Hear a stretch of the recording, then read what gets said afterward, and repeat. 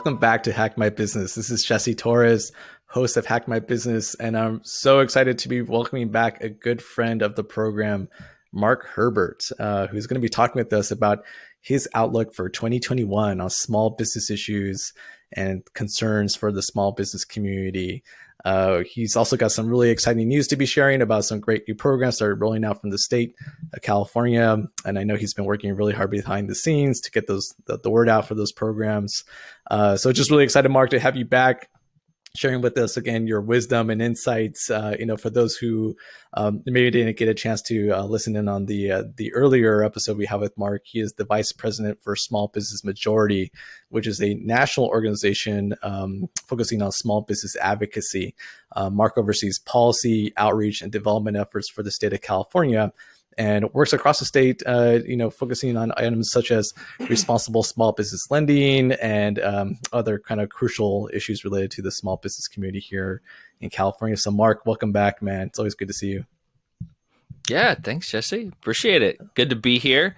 Good to be back and hanging out with you this evening, and look forward to chatting a little bit about what we expect 21 to hold.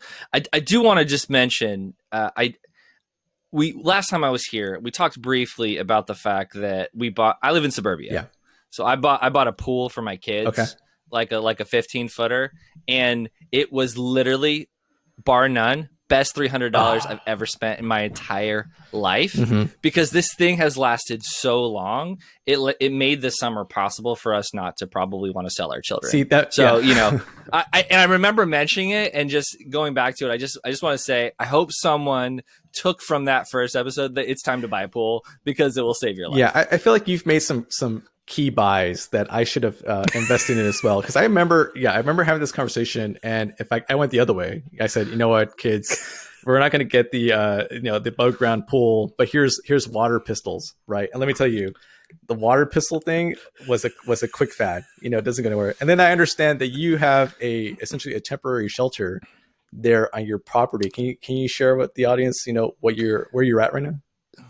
Yeah, no. So what you see here is my office. And what it is I actually purchased an old trailer, gutted it, fixed it up. And now the best part is I can literally physically leave my house, come to my work. It's sitting in my side yard, and then leave my office and go back home and go back. So it's it's a little bit longer of a commute. It went from about 20 feet to maybe, like 50 to 75 feet. So it wasn't all good and gravy, but now that I have a place to actually spend time, and in all seriousness, is actually brilliant for my mental health, because I can actually leave work here and go back and deal with the little ones. I love it, man. Afterwards. Yeah, no, you've achieved privacy, which in this time it's so precious. It's interesting because we had you on the show very early. In fact, it was last May, so it's been a little bit over 6 months. Approaching over the 6 month mark. So yeah, how has the world been treating you, man? I think back then when we were chatting, it felt like we were getting past something. I felt like we had gone through the worst of it, and that we're on the road somewhere different. So what's it been like for you the past 6 months? Yeah, no, it's been kind of nuts. It feels like it has been the longest time I've ever had, and the shortest time. It feels like I've always been going to work in my sweatpants. Like, that's just normal, what we do now. But at the same time, like, it's the holidays, right? Right now, it's the holidays. So it's this weird thing where it feels like it's been so much work and so many things have changed in such a short amount of time. Yet it feels like we've always just been in this grind where it's really hard to see the end. Right. And it's just been such a bizarre place. And then you add families and Zoom schooling. And then, of course, what we're here to talk about today, how challenging the small business environment is for the folks that we work with. Yeah, I feel the same way. It feels like just one long day. And I think I read that because it's all just repetitive, essentially actions, that you don't get a sense of time anymore, and like I can't believe it's December either, and that we're approaching. Well, I'm glad we're approaching the end of the year. but it just feels like one short and very long journey at the same time, which is crazy. Absolutely. Yeah. I know it's bizarre, but it's totally true. Well, yeah, I mean, so the last time I did some research on this, trying to get a sense of, okay, the last time we talked with you and how things have changed since then. So when we last spoke, the total number of cases statewide as far as coronavirus goes was 52,000. Okay. And now, as of today, or at least as of the last count yesterday, so today is December 2nd, when we're doing this recording, as of December 1st, the total number of cases here in California was about 1.2 million. We're seeing now approaching this crazy number of 21,000 daily cases. I know that the governor's been talking about statewide lockdown again, similar to what we experienced in March.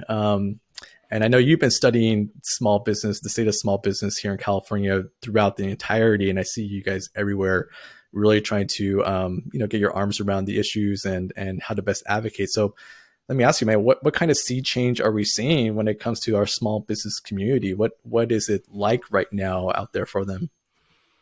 Yeah, no, I think at this moment, more almost than any moment since the original lockdown, we're really at an inflection point in whether small businesses are going to make it or not. So way back in May, when we were last talking, we were talking about, all right, the federal government stepped up. We have the CARES Act.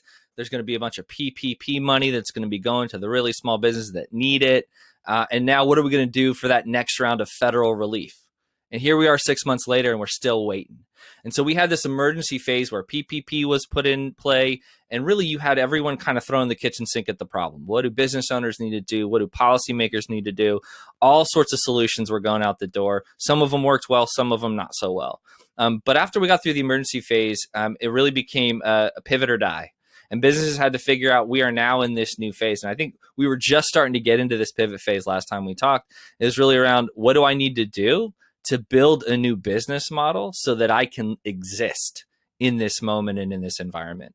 And there's so many uncertainties. That was an incredibly challenging thing to do. And folks had to do that midsummer, early fall. And so by this point, you've done that. If you're a business owner, you listen to this, you have already, you have gone to heaven and earth and back to try to make this thing work for your business. And at this moment, it is survival. It is, can you hang on and make it until we see some semblance of normalcy come back? So when you say, like, what are we seeing?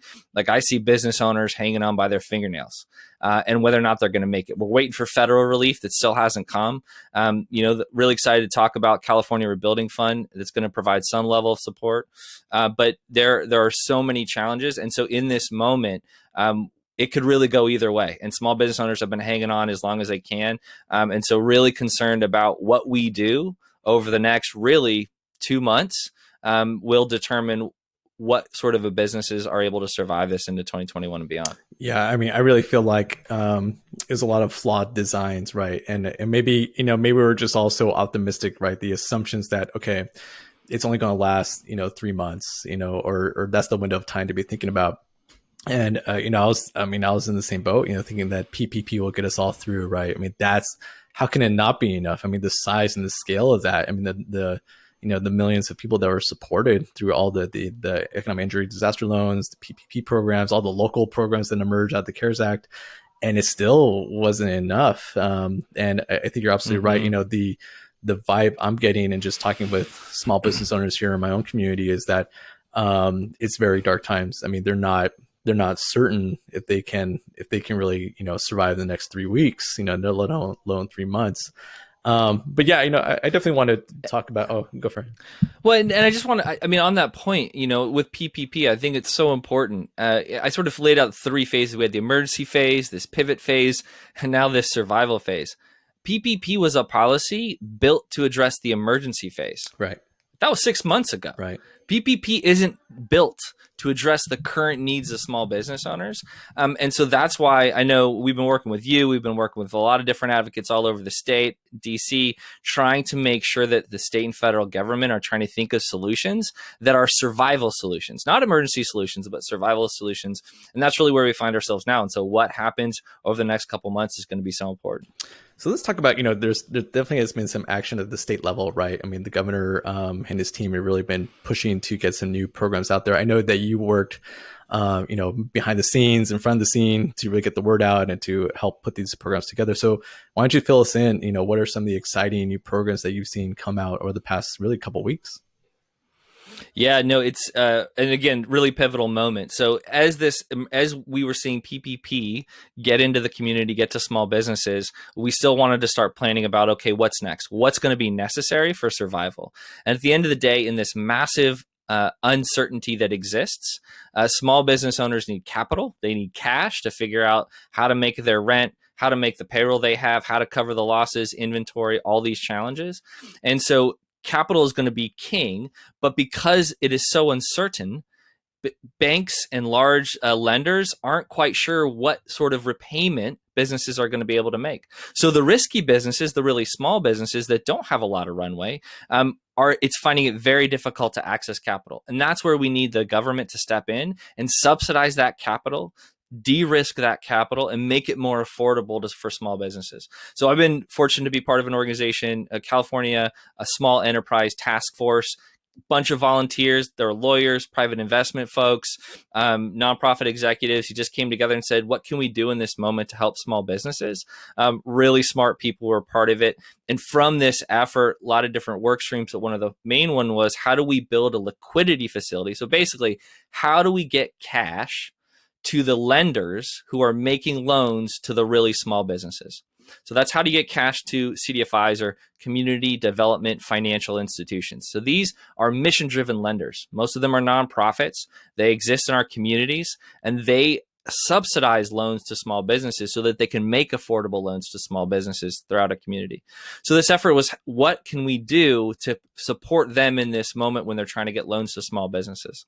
So from that, looking at the different options available, and during this time, that's when the state stepped up. The governor announced that they were going to put $50 million into the Small Business Loan Disaster Guarantee Program. I know, really long name, but it's classic government, right? Like that's what Truly we classic, love yeah. to do. It's classic. But it's a fantastic program, and what it does is exactly what I said before. It de-risks the capital. It allows businesses to get an affordable product, so that they can actually then operate their business, even if they seem to be a riskier business. So the governor stepped up, and then the legislature matched that with another 50 million. And then on top of that was an additional 25 million. So the state of California, while the federal government was trying to figure out how to do a second round stimulus, the state was already stepping in. The state was already figuring out, what can we do now? How do we shore up these programs? How do we get capital to the businesses that need it? And so there's in that context, there's really new program emerged, and it's a public-private partnership called the California Rebuilding Fund. It just launched not that long ago. It's live right now. You can go to CA Loan Fund, caloanfund.org, and you can check out all the products that are available. So caloanfund.org. Check it out. You can go and see what's available. And there's a one-page application. You fill it out. You get connected with one of these CDFIs or these community development financial institutions, and then you can get one of those loans. It's not a grant, it is a loan, but it's a really amazing product. It's about 4.25%, and the first year is interest only payments. So it's built to get cash in your pocket for your small business, so that then you can figure out how to grow your way out of this thing in the year to come. So that's an initiative that had private investors. So we saw lots of private philanthropy step up, a number of different large corporations step up to put money into this fund to get the dollars out the door. And it's just been a really impressive public-private partnership that's met this moment to really meet the needs of small businesses. So it's a really exciting initiative. Still lots to do, but in this moment, there hopefully are going to be more tools and more products available for small businesses. Well, I really appreciate, I know so many people have put a lot of work behind this, and even just framing out what is the best solution to move forward on right now. I mean, that takes a lot of time and effort. I'm just really glad that we didn't rest. I mean, I think so many other states, we're fortunate in California, we have a tremendous amount of resources and great partners, but that we didn't wait for the federal government to take action. I mean, we couldn't. California has the most small businesses of any state. We're at 4.1 million last time I looked from SBA. That's a huge community, and it's it's crazy that thinking about say $100 million fund or even $150 million fund, that's only so many small businesses are going to get served, but anything we can do to help is really important. I know the state also introduced a new grant program. Mark, I'm not sure if you're able to talk about that or have any details. Yeah, really exciting. I mean, massive commitment. And the beauty of it is it's grants because something that we at Small Business Majority have been advocating for a long time is let's just get cash into the hands of the business owners that need it so that they can make the best decisions about what they need to survive. And so the state stepped up. So in addition to this loan fund that's now launched, the governor just announced $500 million in grants that are going to go out, is still working through all the different details on how that's going to be delivered. But it's a huge statement and it's a huge investment. And so the sooner those dollars can make it to the businesses that need it, the better. And then the more businesses that can survive through the winter and think about growing in the spring. So it's a massive investment, a lot more details to come in terms of how exactly that's going to be structured, how folks can access it. But hopefully in the coming weeks, that'll be clear. And we're going to be working as diligently as possible with the administration and with the organizers of this effort to make sure that it gets to the businesses that need it. Yeah, I'm beside myself on this opportunity. It also, over the years, you always get asked, okay, what are the grants available for small businesses? And inevitably, I've always had to say there are no grants. You're on your own. But now, for the first time, I can say there is a grant program that you can tap into, and it's designed just for you for right now in the darkest times. So yeah, I mean, I don't envy the team, having to process all those applications and what I'm sure is going to be a short amount of time. But what an incredible move! Applaud the legislature and the governor's team for pulling it off. And I know that you're always kind of there in the mix, man. So thank you on behalf of all of us.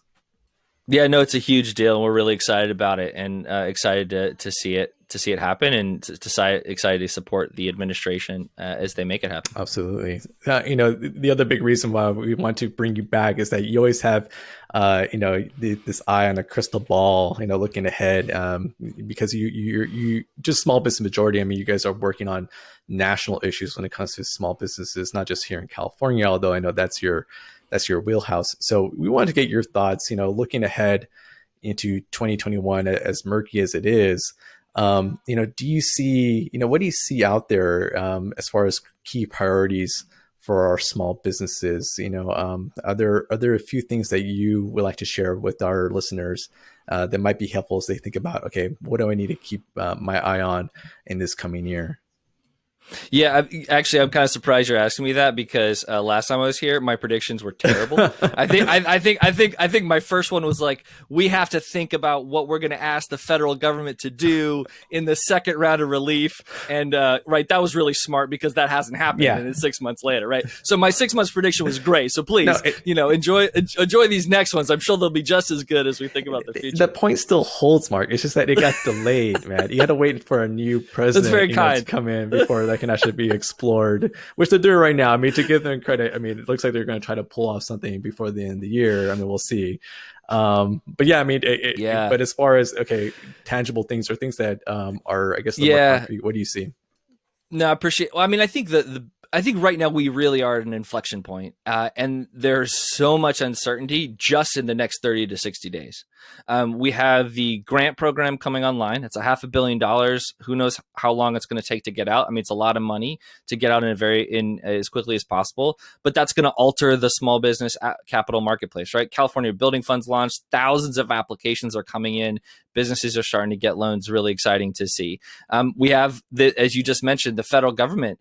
Are they going to get a relief package done before the new administration is sworn in?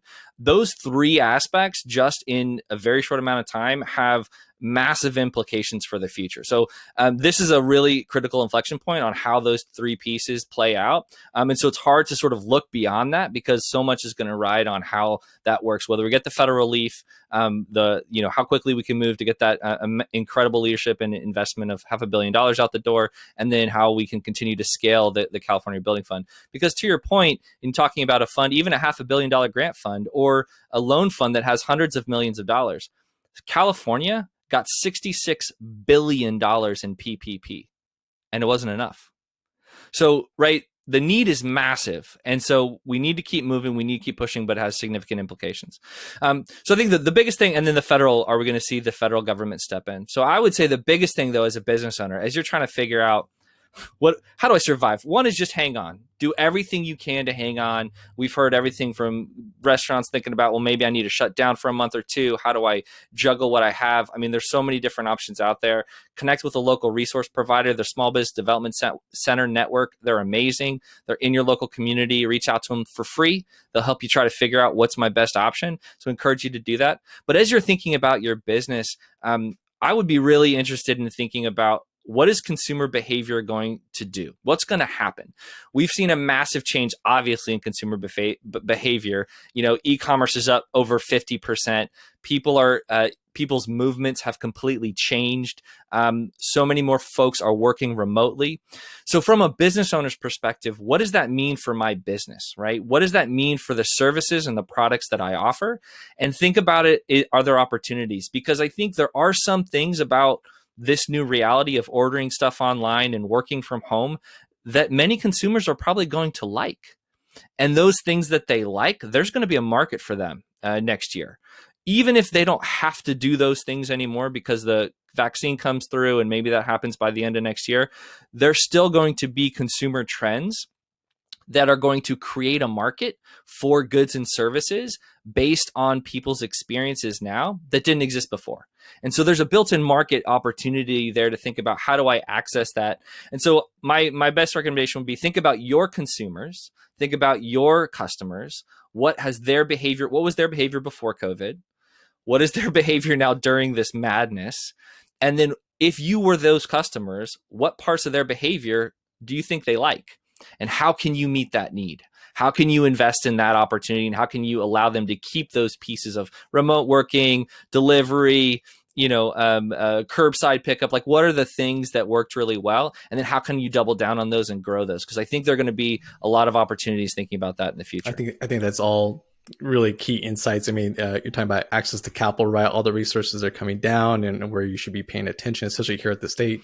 And then hopefully, we'll see some movement on the federal level, the shifting consumer trends, and then also, your thought around, and this is something that I've seen really kind of taking hold, the idea of innovation, right? That you can't stop trying new things. You got to find a way to adapt and strategize and find, resiliency within yourself. And I think for many people, what they're maybe not capitalizing fully is that there is a network of technical assistance providers, what we call technical assistance, which is really just a way of saying you can get free one-on-one help. If you're not comfortable getting outside your comfort zone, there's a network of people available to help. You just got to get connected in to those network of providers.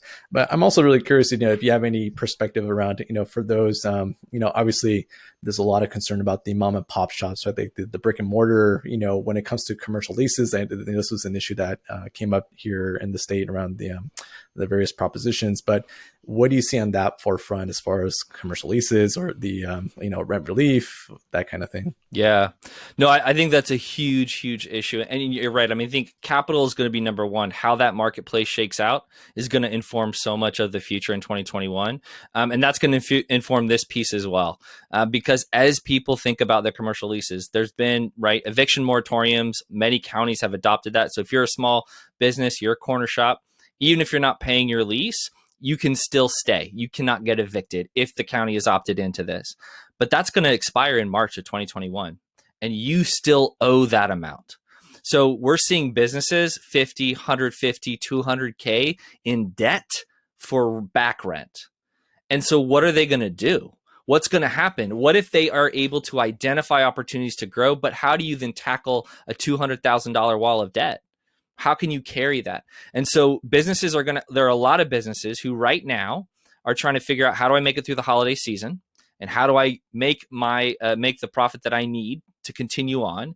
And then many of those are going to face this next thing, which is commercial leases. And am I going to be able to pay when it comes due in March?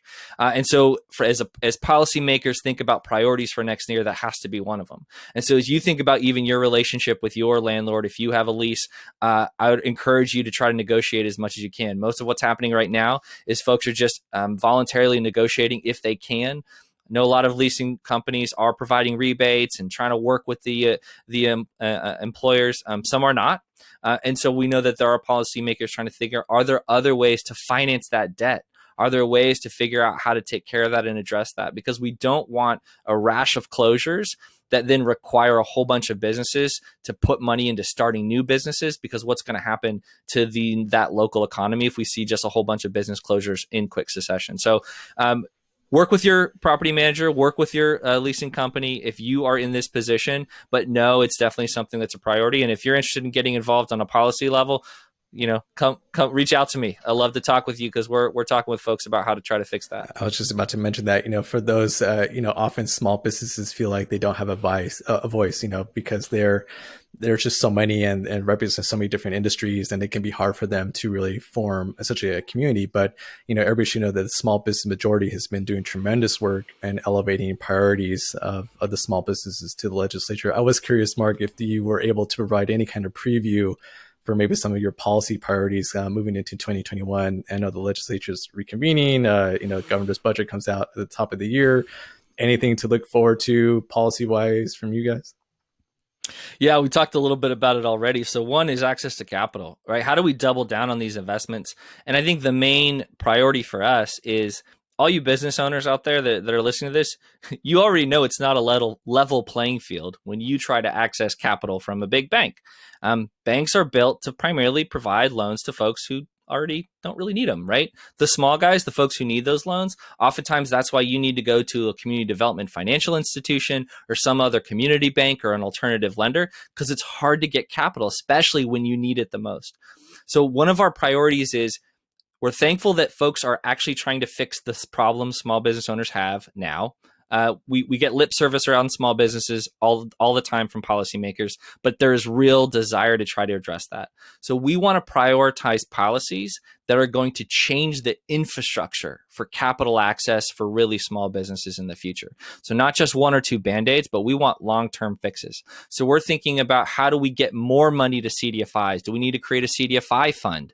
Do we need to talk about additional CRA credits from other industries? Do we need to talk about liquidity through the iBank so that they can buy loans from CDFIs to free up cash so those CDFIs can make more loans?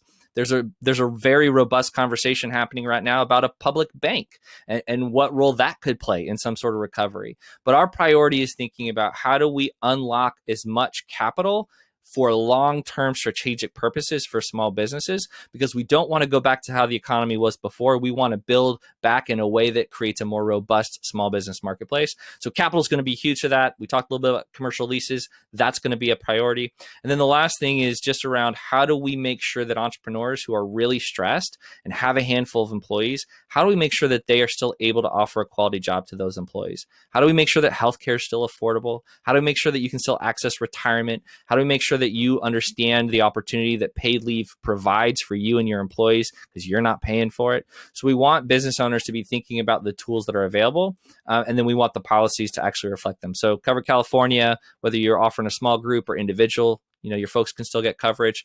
Cal Savers, really amazing retirement product through the state. It's free.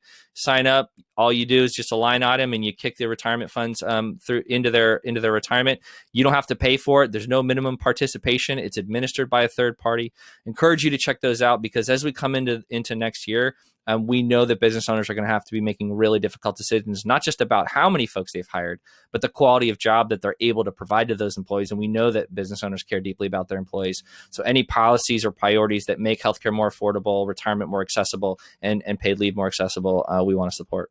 And I just want to reiterate for everyone that small business majority, Mark and his team are doing the heavy lift of keeping an eye on the priorities of things like access to capital, shifting consumer behavior, commercial leasing, all the ways to be innovative with their own business. So, you're going to want to keep track of what they're focusing in on and what they're sharing relative to research and data, and also what their policy priorities are, because these guys are in the know and they're going to have a really key lens. What is the best way to have a positive impact on the small businesses that are trying to recover from COVID-19? Mark, in the last minute or so we have with you, what is the best way for people to keep, abreast of all the work you're doing? What is the way they can reach you? How can they get involved?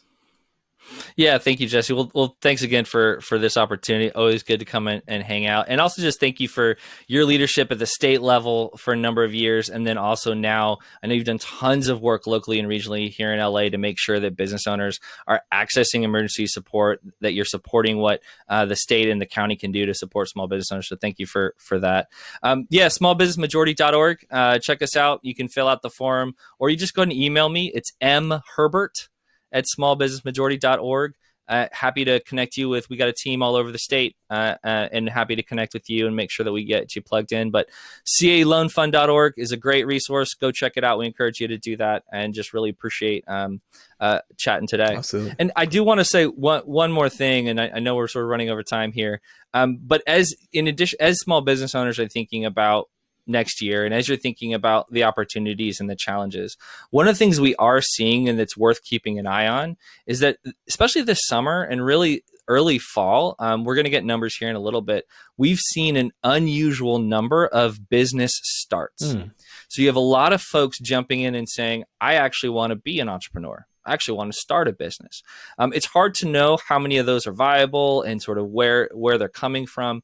But as you think about your customer base, do you have goods and services that are helpful for the new startup small businesses, for mom and pop small businesses that are entrepreneurs that are getting going? There may be an interesting and unique market for supporting new and small businesses as we come into 2021, if we see that trend hold. So something to think about, something to watch. And we do know that of the businesses that failed, we know that the percentage of failed businesses are anywhere from 20 to 40%. Those entrepreneurs don't go anywhere. I mean, those entrepreneurs are still looking forward to how do I grow? What's my next venture? So we imagine many of those small business owners might come back and try again. And if they do, there might be some goods and services and opportunities to working with those businesses to help them grow. Well, that is truly the California spirit, the American way, right? Restarting, rebuilding, and growing once again. So, Mark, just thank you so much for all your insights. It's always great to have you, man. Hopefully we'll have you again in the 2021 year to come, but appreciate your time. Always good to see you. Yeah, sounds great. And next time, maybe we'll do it in person. Absolutely. And we'll be able to get together without COVID. Hopefully, man. And we'll do it for real. Absolutely. All right. Thanks, man. Hey, take care. Catch you later. Thank you.